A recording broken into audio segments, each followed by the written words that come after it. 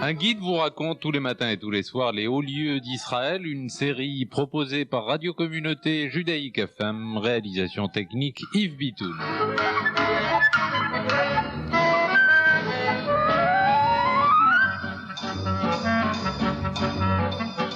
Aujourd'hui, le kibboutz de Sde-Boker dans le Negev.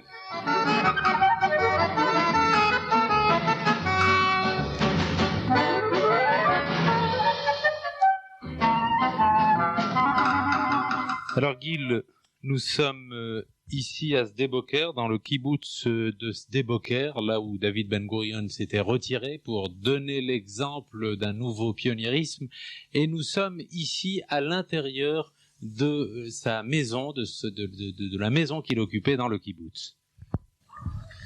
Alors nous sommes ici donc dans sa maison. Ben Gourion qui est venu d'Europe dans sa jeunesse, donc à 19 ans en Israël, et qui a posé les premières pierres d'un État avant l'ère, et qui a eu aussi le courage de le déclarer alors que la chose n'était pas aussi évidente. Un vendredi après-midi de mai 1948, Ben Gourion était devenu l'homme clé du gouvernement d'Israël. Et c'est en tant que Premier ministre qu'il a quitté de façon assez subite le gouvernement, qu'il a quitté sa demeure à Tel Aviv, une très très belle maison d'ailleurs qui mériterait elle-même un programme, pour venir dans cette partie la plus retirée d'Israël, en plein cœur du Negev, de ce Negev très aride ici, très montagneux, à Sde-Boker. Nous sommes ici, pour rappeler à nos auditeurs, dans le petit balcon qui est à l'entrée de sa maison, et nous voyons ici une lettre qu'il avait écrite aux membres du jeune village de Sde-Boker, qui n'était pas d'ailleurs un kibboutz à l'origine, qui était une sorte de communauté, mais où la propriété était privée dans un premier temps, et il leur dit ici je n'ai jamais envié la vie matérielle, je n'ai jamais envié ce qu'il y avait ailleurs, mais en tout cas dans ma visite chez vous à Sde-Boker, je n'ai pas réussi à combattre un sentiment très profond. Pourquoi n'ai-je pas eu la possibilité de participer à une action aussi extraordinaire que la vôtre? Et il parlait évidemment de la vie de pionnier dans le désert. Et alors il quitte Tel Aviv de façon très brutale, aussi d'ailleurs critiqué, il faut bien le dire, par son entourage et par le peuple d'Israël qui a besoin d'un leadership présent. Mais il vient donner l'exemple et il vient se retirer. Nous le voyons ici, je présente un petit peu l'endroit, c'est une toute petite bicoque, une petite maison, toute simple en bois, et sur son balcon, on présente dans une petite vitrine différentes photos de sa vie. Il y a aussi des objets, il y a ses lunettes, il y a sa montre, ce sont des objets, des reliques assez émouvantes, son peigne, ses boutons de manchette, un pistolet qui était probablement le sien, son agenda où il prenait ses notes, et puis sa carte d'identité, la carte d'identité qui était la sienne, et différents documents. Voilà, ce sont des cadeaux aussi, des cadeaux qu'il a reçus, beaucoup de photos le représentant avec les plus grandes personnalités de son temps, avec De Gaulle, avec Adenauer, tous ces gens-là à Sde-Boker, beaucoup de présidents africains. Je vous rappelle l'importance des relations à cette époque-là avec l'Afrique. Et puis ici une petite photo extraordinaire, Paula, sa femme, et David en train d'allaiter, de donner un biberon à une jeune brebis ici. Il était berger à Sde-Boker. Alors là, nous allons avancer et nous sommes dans la salle à manger. Dans la salle à manger, ça a été laissé tel que c'était, c'est-à-dire avec le téléphone, avec le poste de télévision, avec un petit coin salon, et avec tous les objets qui étaient les objets familiers de la famille Ben Gourion à l'époque. Voilà, ces objets sont principalement des cadeaux qu'il a reçus. Il n'avait pas de grande possession, mis à part sa bibliothèque que nous allons décrire. Vous voyez ici sur le mur, il avait une carte d'Israël de son temps, et nous remarquons la taille du Negev par rapport à ce qu'était Israël entre 48 et 67. Ce Negev, ce grand triangle du Negev qui représente plus de la moitié de l'État d'Israël. Ensuite, ce long cordon très étroit dans laquelle se trouve la région côtière et la région de Tel Aviv et le nord de la Galilée. Ce salon, c'est là qu'il a accueilli ses amis et ses visiteurs. C'est là qu'on venait lui donner conseil. Et nous passons. Et là, nous sommes donc dans la bibliothèque, dans le coin de travail de David Ben Gurion, avec son bureau qui est là. Et puis les livres, il est entouré de livres. Il aimait beaucoup les livres. Et du reste, dans sa maison à Tel Aviv aussi, il y a des livres partout. Voilà, tout à fait, Shlomo. Cette bibliothèque ici à Sde-Boker, c'est vraiment la bibliothèque pratique dont il a besoin sur le moment. Il s'agit d'une pièce qui doit faire à peu près 6 mètres de long sur 3 mètres de large, et les murs sont emplis de haut en bas, de tous les côtés, d'une littérature assez extraordinaire et particulièrement variée. La variété de ce que nous trouvons ici, qu'on va pouvoir décrire, provient aussi du fait que Ben Gurion, venant de Plonsk en Pologne, a appris lui-même et tout seul 9 langues qu'il maîtrisait parfaitement. Et tout ce que nous voyons, ces traités d'histoire militaire comparés, ces bibles en hébreu, en grec, ces dictionnaires de l'islam, une littérature, les plus grands auteurs, la plus grande littérature moderne, les philosophes de l'Antiquité, tout est lu dans le texte. Si nous avions la possibilité de feuilleter les livres, on remarquerait aussi une chose étonnante. Tous ces livres, on peut estimer à peu près à 3500 volumes, ce qu'il y a ici seulement à Sde-Boker, qui étaient ses ouvrages de référence. Tous ces ouvrages sont annotés à la main, dans le texte, et bien souvent dans la langue dans laquelle ils sont rédigés, et ils servent à Ben Gurion d'une base de référence. Dans un pays qui aujourd'hui n'a pas encore décidé en Israël de créer d'école nationale d'administration et qui sort son leadership des rangs de son armée, nous avons ici quand même une réponse assez extraordinaire. Un grand leader, c'est aussi un homme qui comprend le grand monde, qui sait comment le monde extérieur réfléchit, qui n'est pas seulement sur le nombril que représente pour nous l'État d'Israël. Et Ben Gurion avait justement ces différentes dimensions. Une autre pièce que nous voyons ici à la sortie de cette bibliothèque. Alors avant de sortir de la bibliothèque, il faut dire peut-être qu'il y a une sculpture de Moïse, législateur des Hébreux et leader auquel peut-être David Ben Gurion s'identifiait lui-même. Alors, nous sortons, nous sommes de nouveau dans la salle à manger. Voilà, dans cette salle à manger, alors d'autres petits souvenirs, quelques photos de famille assez rares, Paula Ben Gurion et son mari, qui vivent donc dans toute simplicité ici.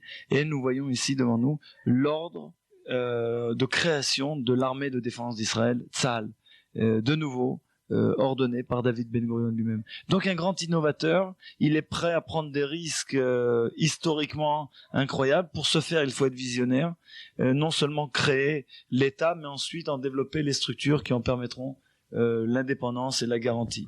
Alors des portraits sur le mur, il faut retenir au passage le portrait de Spinoza, du philosophe Spinoza, c'est encore l'amour de la philosophie chez David Ben Gurion. Ici, un globe, un immense globe. Vous parliez tout à l'heure de la nécessité que ressentait David Ben Gurion d'être ouvert sur le monde. Alors peut-être que la présence de ce globe immense dans son appartement en est l'illustration. Il aimait d'ailleurs à signaler, oui, c'est un globe qui fait presque 1 mètre de diamètre, et qu'il utilise très souvent. C'est d'ailleurs de ce globe qu'il a développé plusieurs de ses grandes thèses de stratégie, la stratégie de la deuxième couronne, ce qu'on a appelé souvent jusqu'à aujourd'hui, celle qui dit qu'Israël doit se faire des alliés à l'arrière de tous les pays avec qui nous sommes en guerre. Et vous remarquez aussi la tâche autour d'Israël, puisque son doigt qui a souvent tourné et touché ce globe a sali un tout petit peu l'endroit d'Israël, mais il se plaisait à dire que l'endroit est tellement petit qu'on n'a jamais pu marquer sur les globes le nom d'Israël. Et il y avait toujours un i avec un point qui voulait dire Israël dans les références un petit peu plus bas au pied du globe. On voit aussi toute cette Afrique tellement importante. Ben Gurion, vous voyez dans sa chambre à coucher le portrait de Gandhi. C'est d'ailleurs le seul portrait qui se trouve dans sa chambre à coucher. Alors là, nous sommes effectivement à côté dans sa chambre à coucher. On voit d'ailleurs, tout ça est très émouvant parce qu'on voit encore ces pantoufles au-dessous de son lit. C'est un petit lit, c'est un lit à une place et il y a à côté c'est son pantalon. Voilà, on a laissé sa chambre telle qu'elle était quand il est mort. La chambre de sa femme est juste à côté. Et je parlais de ce portrait de Gandhi.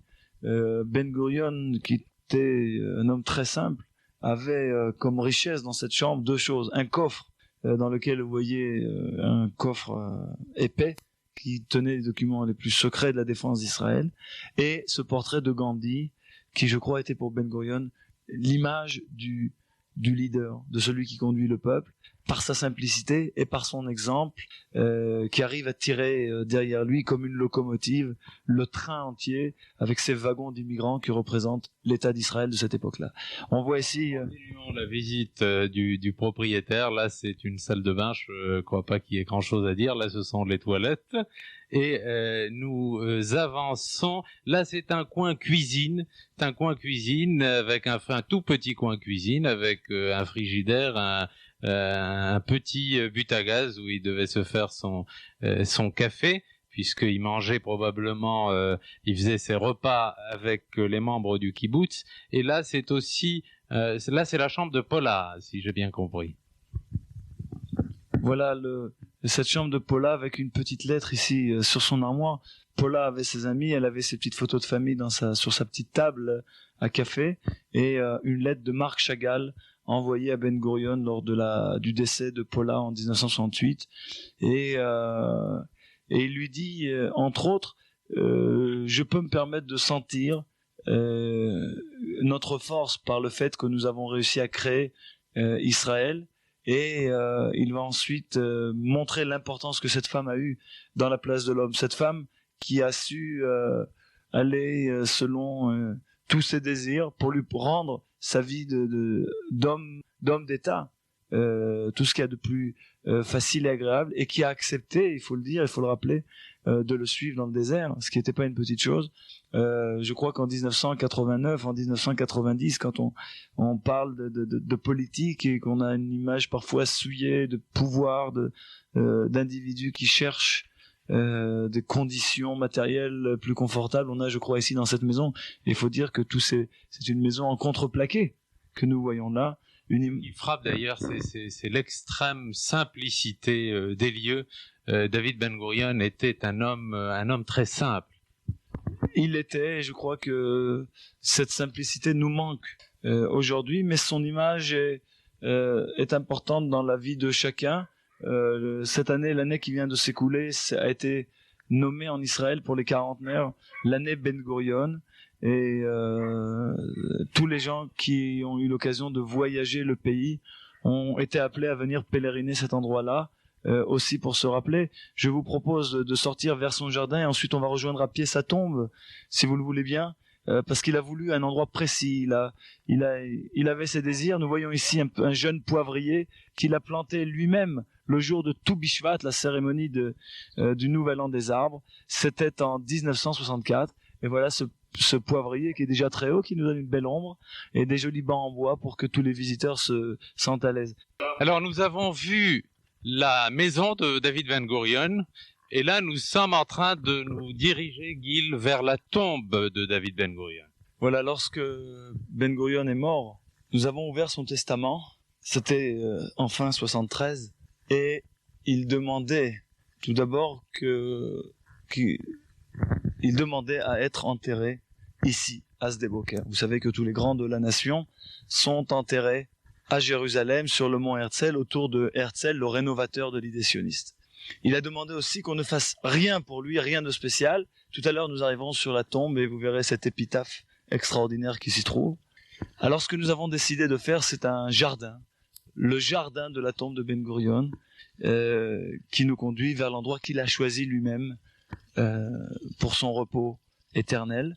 Nous entendons ici l'arrosage de ces magnifiques pelouses dans ce jardin. Imaginez dans ce désert extraordinaire, à quelques mètres de l'aridité de la forteresse d'Avdad, au milieu de nulle part. Je vous rappelle les attaques qu'il avait subies lorsqu'il était venu dans cette région-là. Personne ne comprenait en Israël d'où les pionniers de Sde-Boker trouveraient de l'eau. Et nous nous trouvons maintenant devant cette superbe pelouse.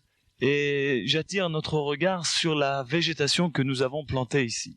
Des oliviers, des tamaris, l'air d'Abraham, l'arbre d'Abraham, qui est cité évidemment à Beersheba, cité dans la Bible. Nous avons fait venir dans l'esprit de Ben Gurion, dans cet esprit de conquête du désert, de fertilisation du désert, les variétés de végétation qui arrivent à survivre dans les déserts les plus arides de par le monde, aussi bien du désert de Simpson en Australie que du Nevada. Et nous avons concentré dans ce jardin qui mène à son tombeau une multitude d'espèces qui survivent. Vous voyez juste devant nous 2 perdrix extraordinaires. Est-ce qu'on a raté notre déjeuner, Shlomo? 2 perdrix. Je ne sais pas, on n'a pas encore déjeuné là. On va d'ailleurs déjeuner tout à l'heure dans le restaurant de Sde-Boker. Oui, la buvette, mais on y mange bien. Qu'est-ce qu'il peut y avoir de mieux que de manger dans le Negev chez des bonnes cuisinières marocaines qui ont perpétré un don ancestral de la cuisine. Alors regardez cette végétation et on arrive maintenant à sa tombe. Vous voyez la pierre, tout ce jardin donc est un jardin quelque peu artificiel, mais il se mêle très bien au décor. Et dans quelques instants, nous arrivons vers l'endroit qu'il a choisi lui-même.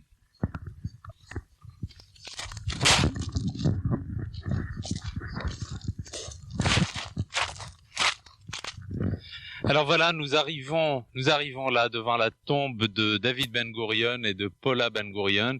Je dois dire, Gil, pour ce qui me concerne, que je suis venu peut-être une dizaine de fois ici et j'ai à chaque fois le souffle coupé parce que c'est un des plus beaux paysages qui m'a été donné de voir.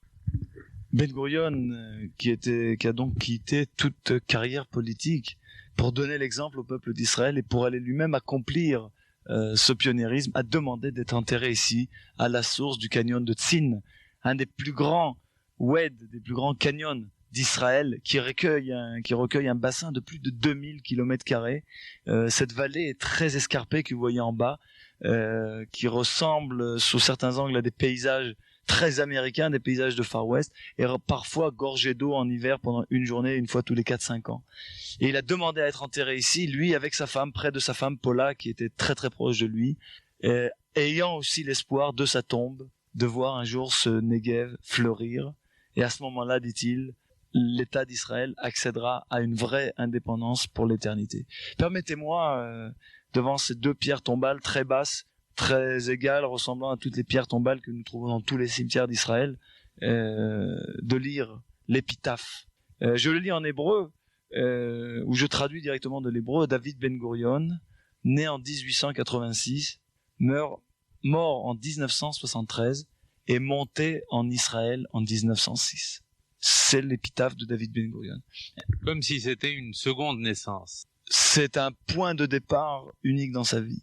Il est venu ici à l'âge de 19 ans, presque 20 ans. Il s'est donc préparé psychologiquement à la montée en Israël, une époque très difficile au début du siècle, à l'époque où cette région était encore dominée par les Ottomans.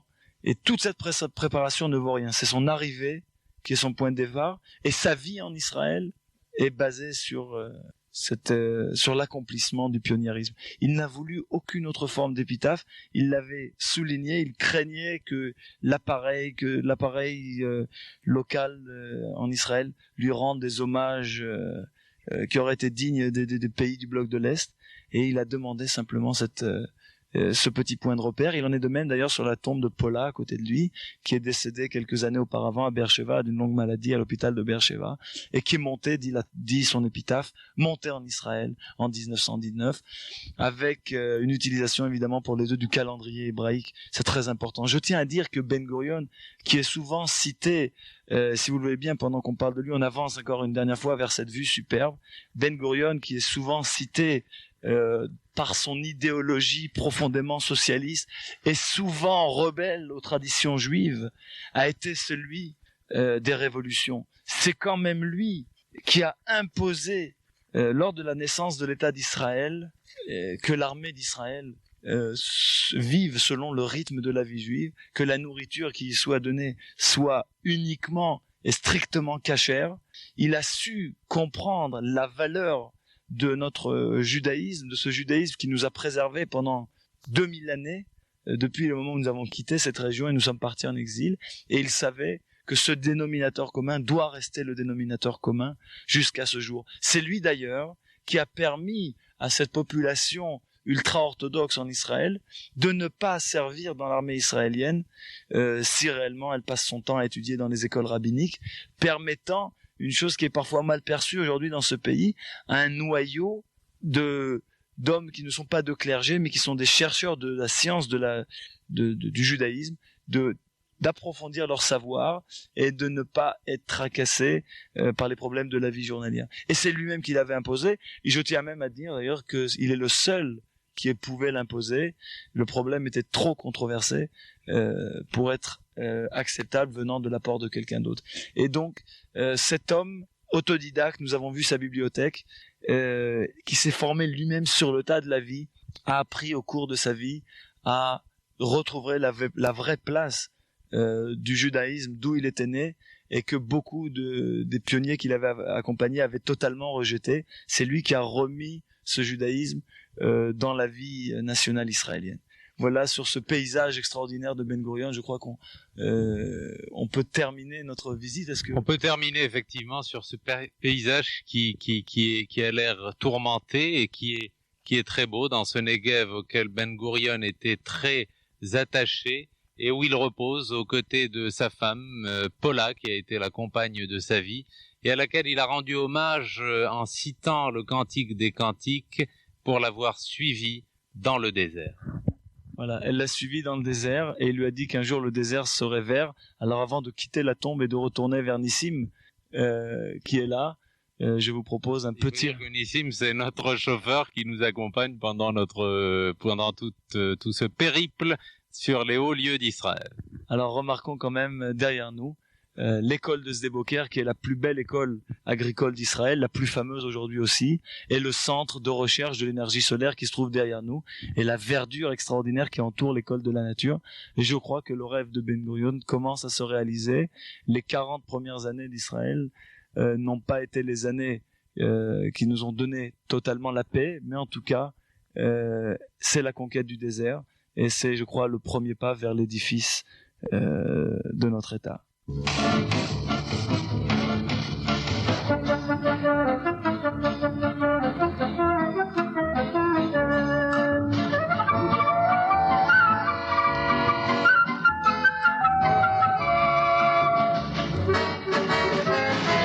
C'était les hauts lieux d'Israël. Nous étions aujourd'hui avec Gil Peretz au kibbutz Sde-Boker dans le Negev.